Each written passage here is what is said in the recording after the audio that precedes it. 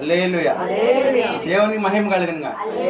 మరి మరొకసారి మరి ప్రశస్తమైనటువంటి శ్రేష్టమైన సమయం దేవుడు మనకి ఇచ్చాడు. హల్లెలూయా. దేవుని మహిమ కలుగునుగా. మరి నెలంతా కూడా మరి నెలలో మొదట్లోనే ప్రార్థన చేసుకున్నాం. తండ్రి మరి చివరి వరకు కూడా నువ్వే నడిపించాలి, నువ్వే సాయం చేయాలని మనం అడిగాం. మరి ఆగస్టు నెల ప్రారంభంలోనే మనం అడిగినప్పుడు దేవుడు సాయం చేసి ఈ నెలంతా కూడా మనల్ని నడిపించాడు. దేవునికి మహిమ కలుగునుగా. హల్లెలూయా. అయితే ఈరోజు వాక్య ధ్యానం కొరకు కొన్ని నిమిషాలు మనం శ్రద్ధగా ఆలోచించడానికి మీరందరూ కూడా మరి సిద్ధంగా ఉన్నారండి. దేవుని స్తోత్రం. హల్లెలూయా. మొదటిగా మన దేవుడైన యేసు ప్రభు వారికి మహిమ చెల్లిస్తూ ఉన్నాను. అలాగే కూడి వచ్చినటువంటి సంఘ బిడ్డలందరికీ వందనాలండి. హల్లెలూయా. కాబట్టి ఇక్కడ మలాకి 1:6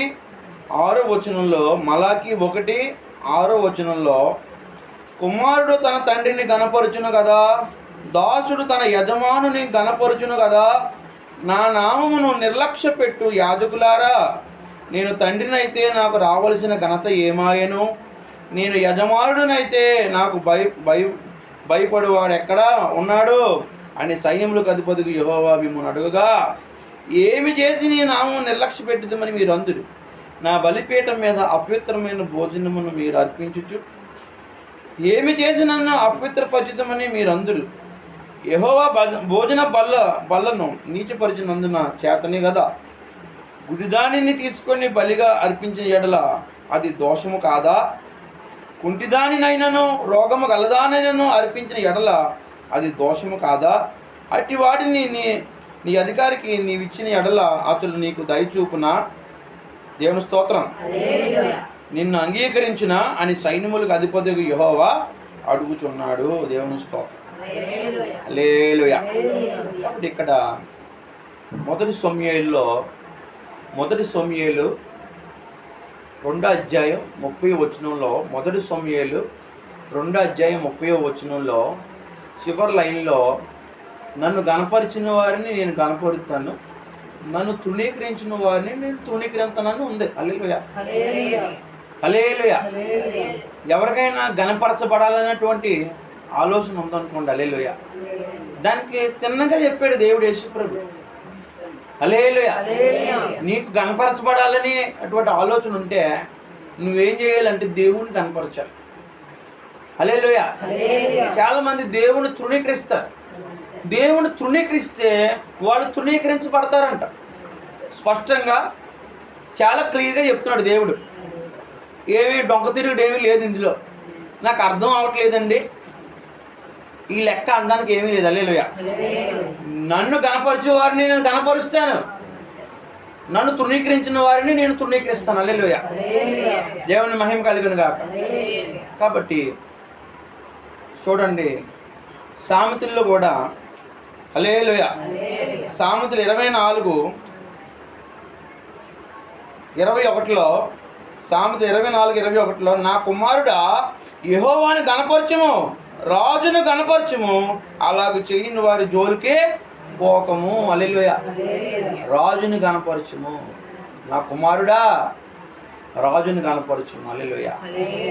అలాగ గణపరచని వారిని దగ్గరికి జోలికి కూడా నువ్వు వెళ్ళొద్దు అని. హల్లెలూయా. దేవునికి స్తోత్రం. కాబట్టి దయచేసి జ్ఞాపకం చేసుకోండి, మనం అందరం దేవుడి చేత దీవించబడాలంటే హల్లెలూయా ఆయన్ని మనం గణపరచాలి. దేవుని స్తోత్రం. ఒక ఊళ్ళోని అంటండి, ఒక పెద్ద డబ్బున్న కుటుంబం ఉందంట. హల్లెలూయా. ఒక గొప్ప కుటుంబం. హల్లెలూయా. దేవుని మహిమ కలిగిన కాక. గొప్ప వంశం, గొప్ప పేరున్న వాళ్ళు, బాగా ధనవంతులు. దేవుడు అంటే మహా ఇష్టం అంటే. హల్లెలూయా. వాళ్ళు తప్పకుండా ప్రతి ఏటా కూడా బలులు అర్పణలో దేవుడు తీసుకెళ్తారంట. శిలోహ్ అనేటువంటి ఒక మందిరం ఉందంట. హల్లెలూయా. వాళ్ళంట అక్కడికి వెళ్ళి ఎప్పుడు కూడా దేవుడికి మొక్కుబిళ్ళు చేసుకుంటారు కదండి. ఆపత్కాలంలో మనం కొన్ని మొక్కులు మొక్కుతాం కదండి, అవి శ్రేష్టమైన మొక్కులు మొక్కి ఆ దేవుడి సన్నిధికి వెళ్ళి అప్పగిస్తూ ఉంటారంట. వాళ్ళు ప్రార్థన చేసుకుని దేవుడి సన్నిధిలో ఆనందిస్తూ దేవుడి మీద ఇంకేమైనా ప్రార్థనలు ఏమైనా ఉంటే చేసుకుని సంతోషంగా కుటుంబంతో వెళ్ళిపోతారంట. హల్లెలూయా. ఈరోజు ఎంతమంది కుటుంబంతో మందిరాలకు వస్తున్నారు? హల్లెలూయా. ఒక భర్త ఒక భార్య బిడ్డలో కలిసి వాళ్ళు యెహోవా సన్నిధికి రావడానికి ఆనందంగా ఉండాలి, ఆనందంగా రావాలి దేవుడి సన్నిధికి. ఎందుకంటే ఇక్కడ చూడండి, ఆ యొక్క మనం చెప్పుకున్నటువంటి ఆ ధనవంతుడు, ఆ పేరు మోసినటువంటి ఆ పెద్ద మనిషికి హల్లెలూయా, దేవుని స్తోత్రం, ఆయనకి 2 భార్యలు ఉన్నారంట. హల్లెలూయా. పెద్ద ఆవిడకంటండి పిల్లలు పుట్టలేదంట, రెండో ఆవిడకి పిల్లలు పుట్టారంట. హల్లెలూయా. ఈ కారణం చేత అంటండి ఈ పెద్ద ఆవిడని అంటండి చిన్నావిడ ఏం చేస్తుందంటండి, నీచంగా చూసి విసిగెంతుందంట. అత్తమాటికి విసిగెంతుందంట, నీకు బిడ్డలు లేరు, నువ్వు గొడ్రాలివి అంటుందంట ఆవిడ. మాటికి హృదయం చివుకుమంటది కదండి, హృదయం సున్నితమైన హృదయం బాధపడుతుందంట అత్తమాటికి. హల్లెలూయా. ఇంటికేమో పెద్ద కోళ్ళు. హల్లెలూయా. ఈ భర్తకేమో ఇష్టమైన భార్య, కానీ లోటు కనపడుతుంది. ఈ వీక్నెస్ అట్టుకొని అత్తమాటికి గర్వంగా గొడ్డు ముద్దాన అంటుందంటే అయ్యమ్మే పిల్లలు పుట్టిన ఆవిడ. హల్లెలూయా, దేవుని స్తోత్రం. ఎప్పుడైనా సరే మనకన్నా బాధ కలుగుతుంది కదండి. మరి ఆవిడ మనిషే కదా, ఏదైనా జీవితంలో ఒక లోటు ఉండొచ్చు. ఆ లోటుని పట్టుకొని మనం పదే విమర్శిస్తే మరి వాళ్ళకి కూడా బాధ కలుగుతుంది. కానీ ఆవిడ అంటే జీవం గల దేవుణ్ణి, సైన్యములకు అధిపతికి యెహోవాని నమ్ముకుంది. హల్లెలూయా. దుఃఖపడి వారు ధన్యులు, వారు ఓదార్చబడతారని ప్రభు చెప్పాడు కదా. హల్లెలూయా. దుఃఖపడి వారు ధన్యులు, వారు ఓదార్చబడతారని ఉంది కదా. హల్లెలూయా. ఈ లోపునంటండి అక్కడ ఉన్నటువంటి ఈవిడ ఎప్పుడైతే ప్రతి సంవత్సరం వీళ్ళందరూ కలిసి కుటుంబంగా పెద్ద భార్య చిన్న భార్య బిడ్డలు అందరూనే షిలోహ మందిరానికి వెళ్ళడం, ఆ మందిరంలో వీళ్ళందరూ మొక్కుబళ్ళు చెల్లించడంలో ఈవిడిని కొంచెం గారాభంగా చూస్తున్నారంట, కొద్దిగా జాలి ఎక్కువ చూపిస్తున్నారంట. ఆవిడేమో ఇసిగించడం, ఈయనేమో ఏమన్నాడు ఈవిడనే 10 మంది పిల్లలకంట నేను ఎక్కువ కాదేటే, పోతే పోనీ లేవే అన్నాడంట. హల్లెలూయా. ఈవిడికి ఇంకా చిరాకు వచ్చిందంట, ఏంటి నా పరిస్థితి, నాకు స్త్రీగా నాకు అన్ని అవయవాలు దేవుడు ఇచ్చాడు, అందంగా సౌందర్యం ఇచ్చాడు, ఇంటికి పెద్దదాన్నిగానే చేశాడు కదా. నన్ను ఏమన్నా నేను పెద్దదాన్ని కాదా, నా భర్తకి మంచి భార్యను, హల్లెలూయా, ఇంటికి పెద్ద కోడలను, ఈవిళ్ళతో వాళ్ళతోటి మాటలు పడుతున్నాను, నా మీద ఎందుకు జాలి చూపించాలి, ఎవరో నాకు జాలి చూపించడం ఏంటి. హల్లెలూయా. మనుషులు జాలి తృప్తిని ఇవ్వదు, దేవుడు జాలి చూపిస్తే బాగుంటుంది, అంతే కదా. మనుషులు అంటుంటారు బాధ వస్తుంటే, అంతకంటే అయితే తప్ప ఇంకేం మిగలవు, వాటి వల్ల ఎటువంటి ఉపయోగం ఉంటుందా. దేవుడు జాలి పడాలి, మనుషులు జాలి నాకు అక్కర్లేదు అనుకుంది. ఏటా వెళ్ళినట్టే మందిరానికి వెళ్ళాడు, గబగబా మందిరంలోకి వెళ్ళిపోయిందంట. మంచి ఆవేశంతో, దుఃఖంతో, బహు చింతతోటి, దుఃఖాన్ని పట్టుకొని హృదయంలో వీళ్ళ మాటలు, వీళ్ళ పరిస్థితులు, వీళ్ళు చేసేటువంటి ఆ వేదన పరిచేటువంటి మాటలన్నీ హృదయంలో ఇంకా తట్టుకోలేనంత బాధ వచ్చేస్తుందంట. ఈ తట్టుకోలేని బాధ ఎవరు అణచగలరు, దీనికి జవాబు ఎవరు చెప్పగలరంటే తనకు తెలుసు, యెహోవా అంతకు సమర్థుడని, ఆయనకు అసాధ్యం లేదు, ఆయనకి సమస్తం సాధ్యమేనని, ఆయన నమ్మదగిన దేవుడని, ఆయన నిజముగా మొరపెట్టే వారికి సమీపంగా ఉంటాడని, ఆయన పేరు సైన్యములకు అధిపతి అని, హల్లెలూయా, పరాక్రమశాలని, గొప్ప కార్యాలు చేసేవాడని, ఆయన కన్నీళ్లు తొడవగలిగిన దేవుడని నమ్మి ఆయన సన్నిధికి వెళ్ళి హృదయం అంతా వంపేసుకుంటుందంట. హల్లెలూయా. ఒక ప్రగాఢమైన విశ్వాసం, దేవుడు అంటే గొప్ప నమ్మకం. తండ్రి నన్ను జ్ఞాపకం చేసుకో, నాకు ఒక మగబిడ్డనివ్వే, నీ సన్నిధిలో ఒక ప్రతిష్ఠుడిగా, నీ సన్నిధిలో నీ పరిచారకుడిగా వదిలేస్తాను ప్రభు అని మొక్కుకుందంట. హల్లెలూయా.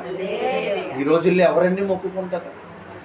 ఎవడన్నా 10th క్లాస్ 10 సార్లు ఫెయిల్ అయిపోతే, ఒకసారి ఫెయిల్ అయిపోతే ఆడు చదువు పని చేయడంటే ఆయన పాస్టర్గా తోచేయండి అంటారు. హల్లెలూయా.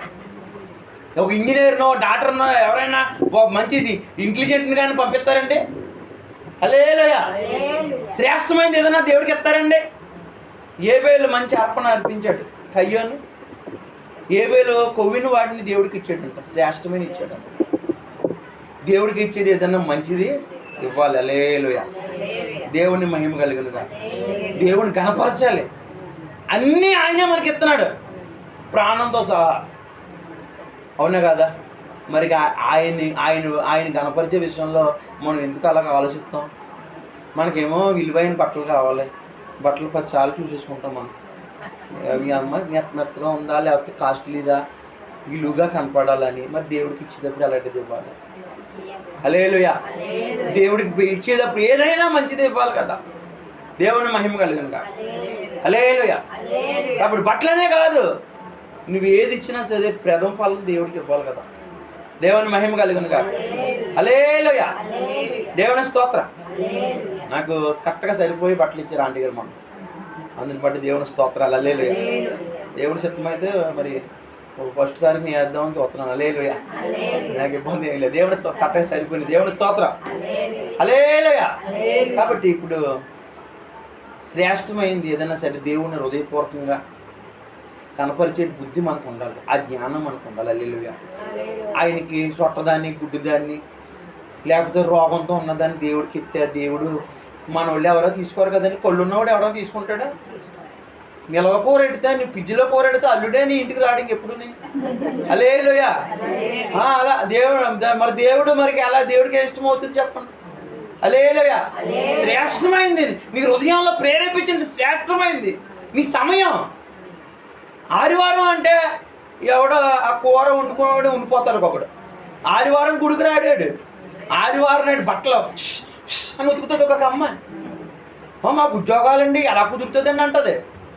దేవుడు అప్పుడే నీకు తీసేసాడు, ఇంకా మైనస్సే. నువ్వు కూర గురించి ఒకడు గుడికి వెళ్ళడం మానేస్తాడు, ఆ మాసం కొట్టి దగ్గర నిలబడతాడు ఒక అరగంట.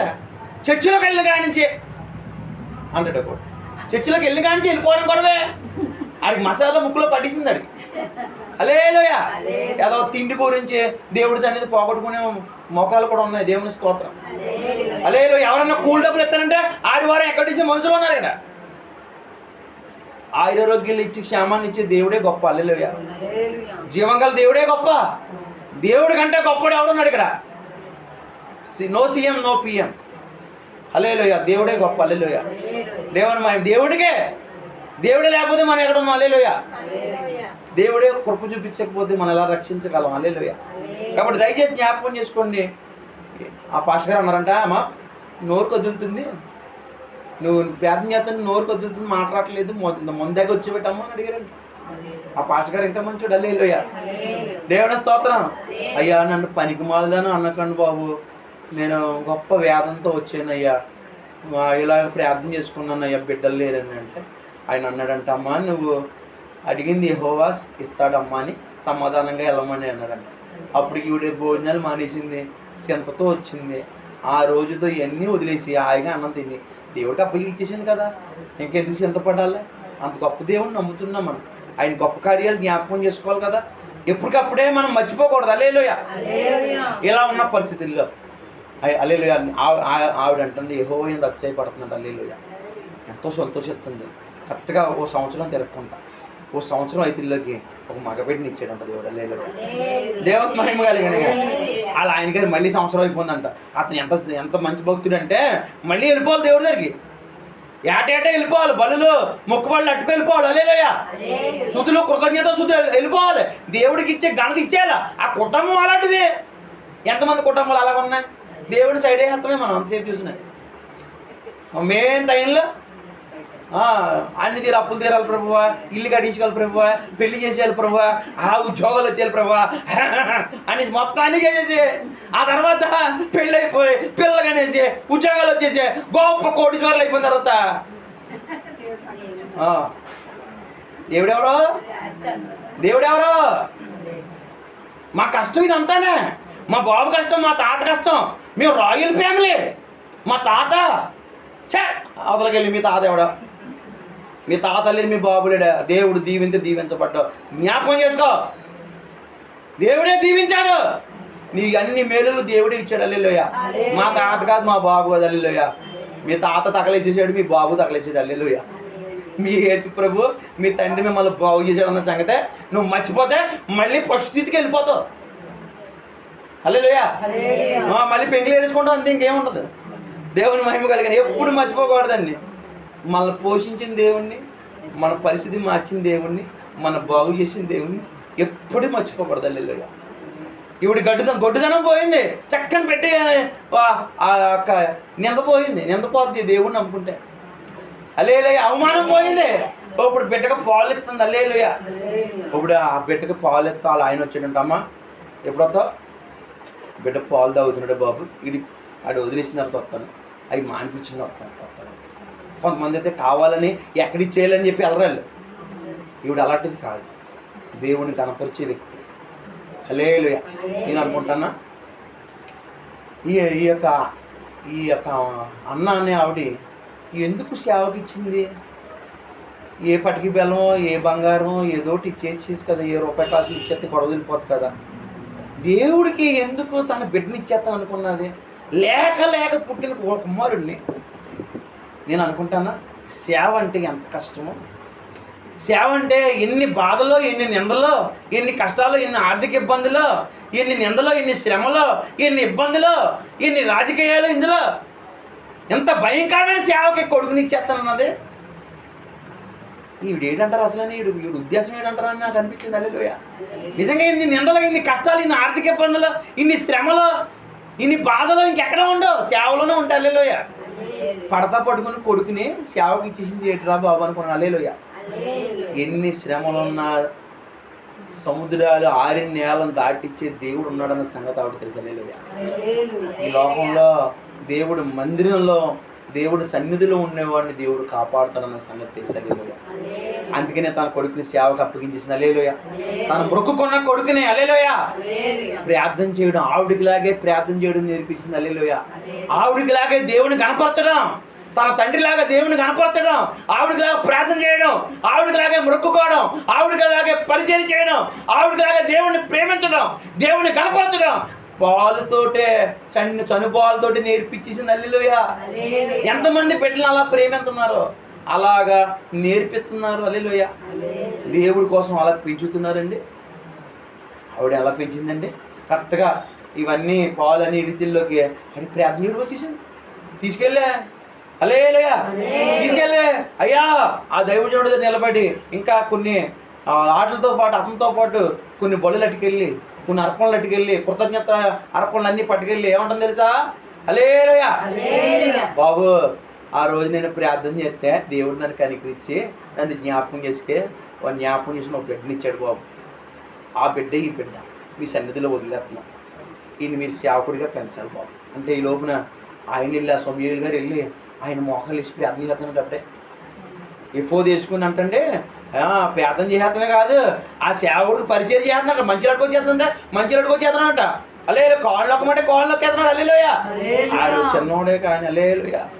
ఆ బిడ్డ దేవుడికి వాళ్ళ అమ్మ ఎలా పెంచిందండి. దేవుని సేవకుడు అంటే ఎంత గౌరవం. ఒకడికి క్రిస్మస్ శుభాకాంక్షలు చెప్పడానికి వెళ్ళాను నేను. వందనాలు రా ఆయన లేపి అరగంట అక్కడ అయిపోయింది నాకు. మొత్తానికి గంట లేపిన తర్వాత అని చూస్తున్నావు ఇంకా ఏడ్రా ఇలా చూస్తున్నావు ఏడ్రా అనుకుంటుంటే వాళ్ళ అమ్మ అంటుంది మా అబ్బాయికి వందలు చెప్పడం రాదని చిన్నపిల్లడు అంటుంది. ఆడు చూస్తే నాకంటే పడుకున్నాడు ఆడు. హల్లెలూయా. అమ్మ బలి పెంచేవమ్మ తల్లి అనుకున్నాను. హల్లెలూయా. హల్లెలూయా. నీ వందలు అనుకో. నమస్కారం. దేవుని స్తోత్రం. దేవుని మహిమ కలుగును గాక.